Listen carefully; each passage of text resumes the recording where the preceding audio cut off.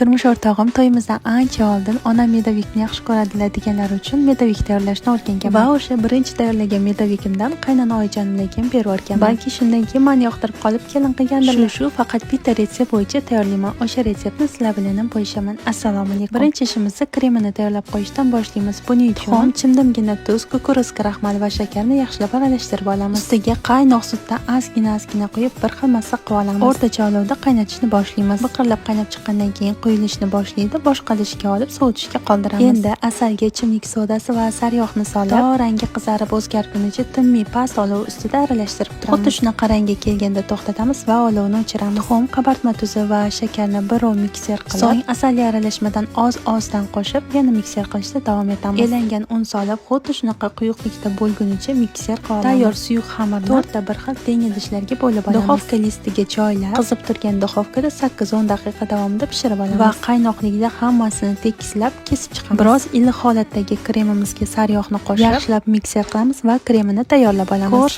Korj krem qilib terib chiqamiz. Chetidan chiqqan korjlarni chopperda maydalab ustiga sepib chiqamiz. Ustiga strich yoki salofan paketini yopib, kamida 5-6 soatga sovuqroq joyda qoldiramiz. Sizlar ham tayyorlab ko'ringlar.